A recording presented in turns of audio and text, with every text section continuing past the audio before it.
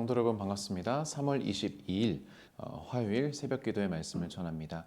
하나님께서 오늘 우리에게 주시는 말씀은 레위기 13장 40절에서 59절, 13장 40절에서 59절까지의 말씀을 함께 보겠습니다. 제가 읽겠습니다. 누구든지 그 머리털이 빠지면 그는 대머리니 정하고 앞머리가 빠져도 그는 이마 대머리니 정하니라.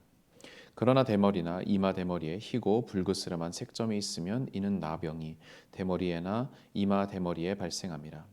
제사장은 그를 진찰할지니 그 대머리에나 이마 대머리에 돋은 색점이 희고 불그스름하여 피부에 발생한 나병과 같으면 이는 나병 환자라. 부정하니 제사장이 그를 확실히 부정하다고 할 것은 그 환부가 그 머리에 있음이니라. 나병 환자는 옷을 찢고 머리를 풀며 윗입술을 가리고 외치기를 부정하다 부정하다 할 것이요 병 있는 날 동안은 늘 부정할 것이라. 그가 부정한즉 혼자 살되 진영 밖에서 살지니라.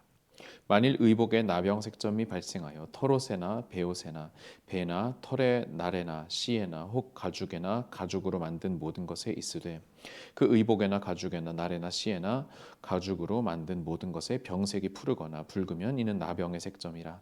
제사장에게 보일 것이요 제사장은 그 색점을 진찰하고 그것을 이레 동안 간직하였다가 이레 만에 그 색점을 살필지니 그 색점이 그 의복의 날에나 씨에나 가죽에나 가죽으로 만든 것에 퍼졌으면 이는 악성 나병이라. 그것이 부정함으로 그는 그 색점 있는 의복이나 털이나 베이의 날이나 씨나 모든 가죽으로 만든 것을 불사를지니 이는 악성 나병인즉 그것을 불사를지니라.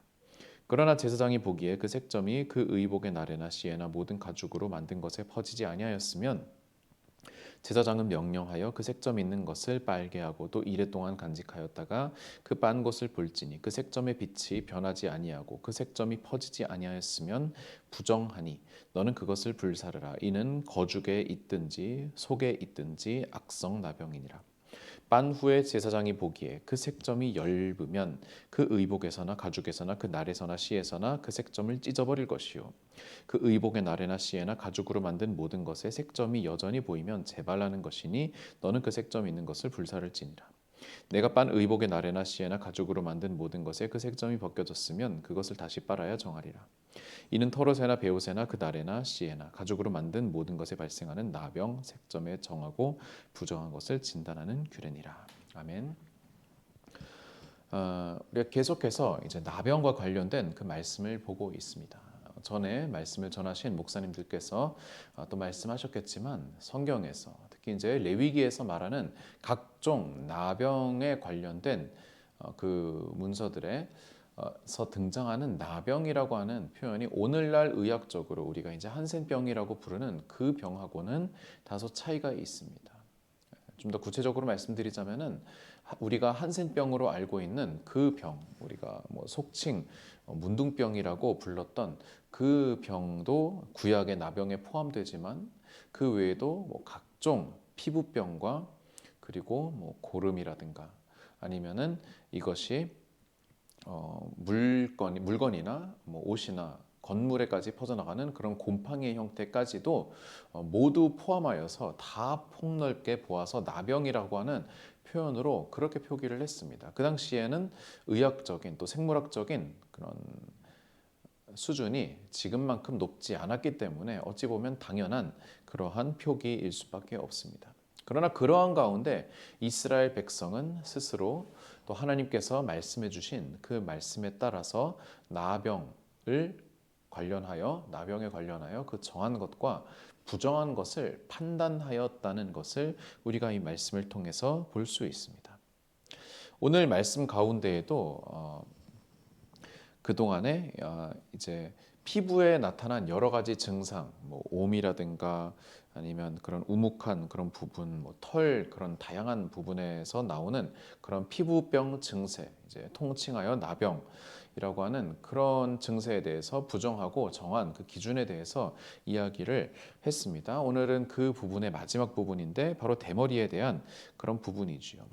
대머리 혹은 이마 대머리는 기본적으로는 정한 것. 생물학적으로도 뭐 문제가 없는 것으로 하나님께서는 말씀하셨습니다. 다만 거기에 희고 불구름한 색점이 있다고 한다면은 그러면 그것은 나병이다. 그렇기 때문에 마찬가지로 부정하다라고 그렇게 외치면서 격리를 해야 하는 것으로 하나님께서 정하셨습니다.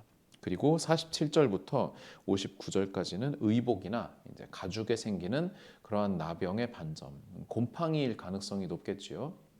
그것이 어떻게 취급을 받아야 하는가에 대해서 이렇게 보여주고 있습니다.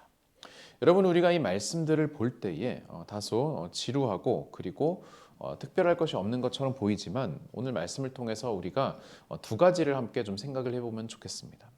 한 가지는 부정한 것에 대하여서, 정함과 부정에 대하여서 하나님께서 보여주시는 여러 가지, 말씀하시는 여러 가지 사람과 또 물건에 관련된 그런 처리법과 관련하여서 이것을 영적으로 해석할 때에 하나님께서 정함과 부정에 대한 기준을 어떻게 두시느냐라고 하는 것입니다. 정함과 부정함의 기준은 하나님께 있는 것이죠. 하나님께서 정하다라고 하는 것은 정하고 하나님께서 부정하다라고 말씀하시는 것은 부정한 것입니다. 부정은 기본적으로 인간의 죄성으로 인하여서 생기는 것이죠. 하나님께서 명령하신 대로 하지 않고 하나님께서 원치 않으시는 생각과 또 그런 말과 행동을 하였을 때에 그때 발생하는 것이 부정함입니다. 부정한 인간은 결국에 그 죄 때문에 죽을 수밖에 없는 존재가 되지만 하나님께서는 그 부정한 인간에게 다시금 하나님을 바라보고 하나님을 예배할 수 있는 길을 열어주셨습니다. 그것이 바로 정하게 되는 과정입니다. 이 정한 것을 하기 위해서는 부정한 것을 깨끗이 씻어버려야지요.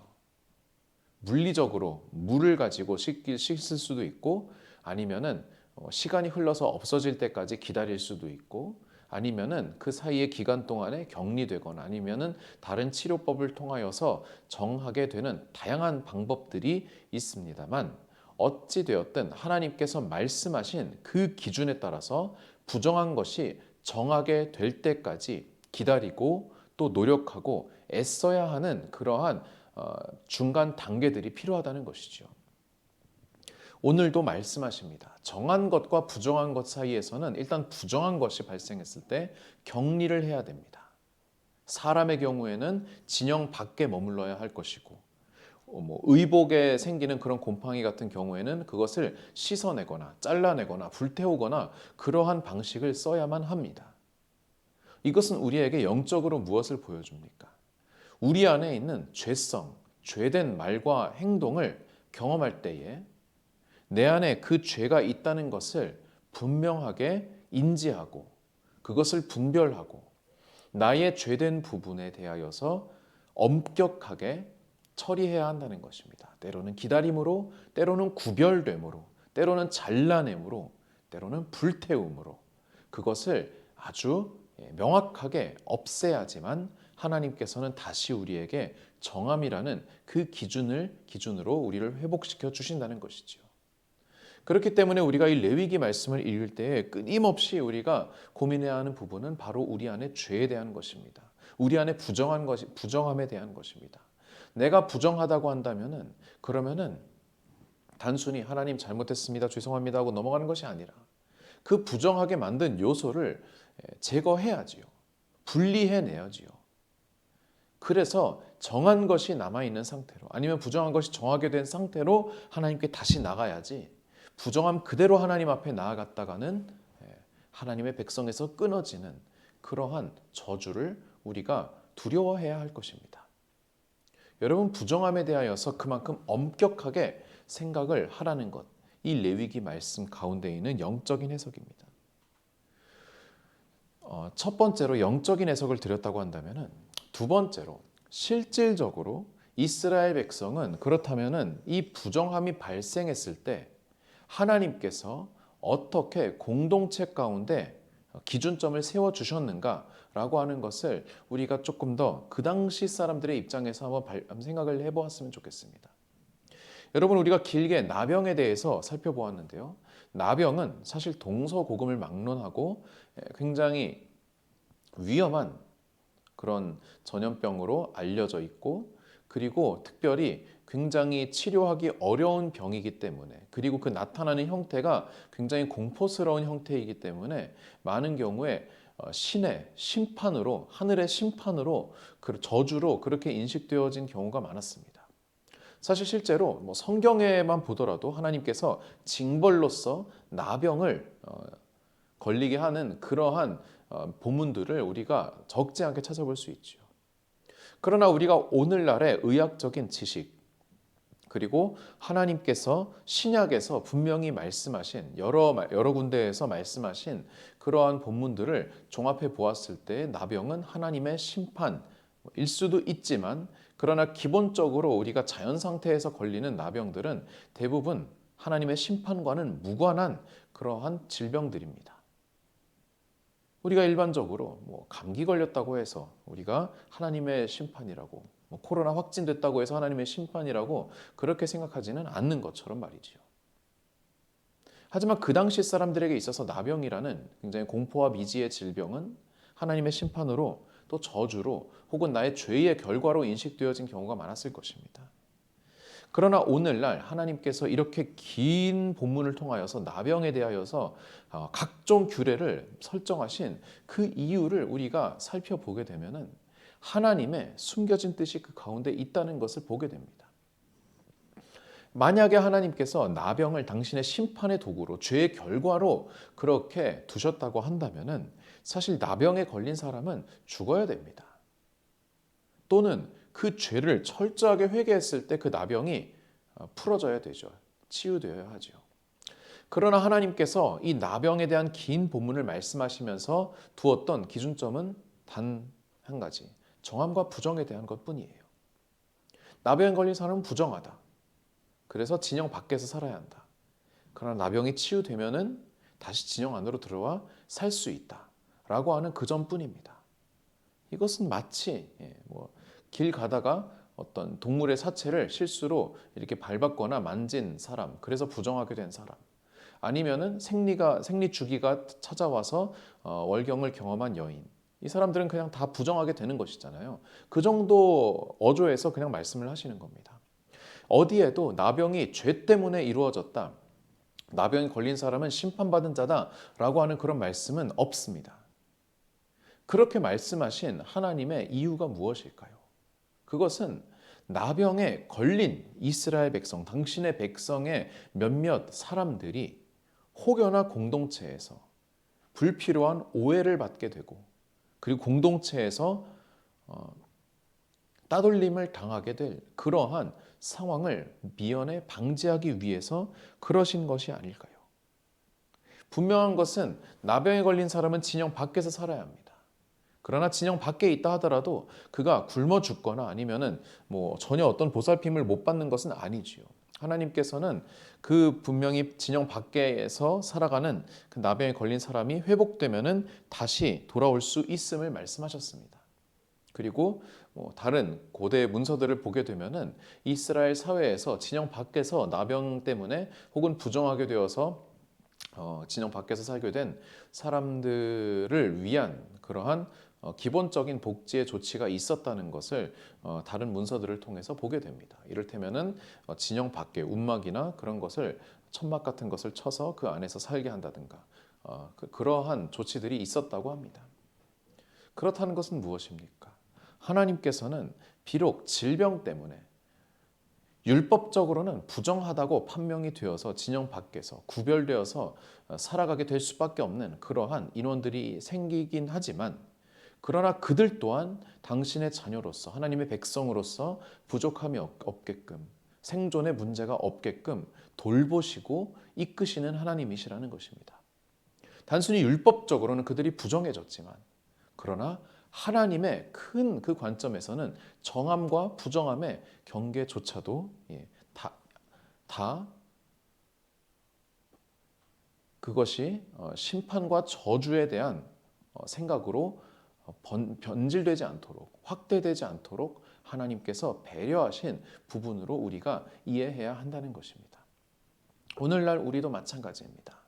물론 우리 안에서는 정함과 부정함, 죄와 또 선함에 대한 경계를 명확하게 하고 그것을 철저히 지켜야 할 것입니다.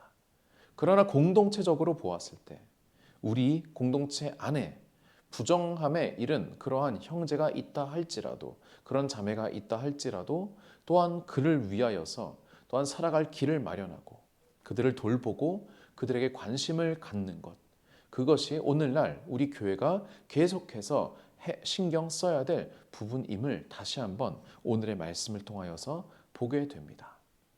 우리에게는 죄와 죄가 아닌 것을 구별할 수 있는 지혜가 있지만 그것을 심판할 수 있는 권한은 없습니다. 하나님 안에서 그 모든 경계를 허물고 하나님의 뜻 가운데 공동체를 건강하게 세워나가는 우리 영암교회 공동체가 되기를 간절히 바랍니다. 기도하시겠습니다. 하나님 아버지, 하나님께서 사랑하시고 하나님께서 인도하신 이스라엘 백성 가운데와 같이 우리 또한 우리 공동체에서 죄와 죄가 아닌 것, 정함과 부정한 것을 지혜롭게 구별하고 분별하되, 그러나 또한 공동체 안에서 그로 인한 멀어짐과 분리가 이루어지지 않도록 하나님께서 우리 가운데 은혜로 함께하여 주시옵소서. 특별히 원치 않는 어려움 가운데 빠진 이들을 우리가 눈을 감고 귀를 닫고 보지 않게 하여 주옵시고 그들에 대하여서도 끊임없는 관심을 베풀며 더욱더 사랑과 관심이 있는, 환대가 있고 연대가 있는 공동체가 되게 하여 주시옵소서. 우리 가운데 함께 하실 주님을 기뻐하며 감사드리며 예수님의 이름으로 기도드립니다. 아멘.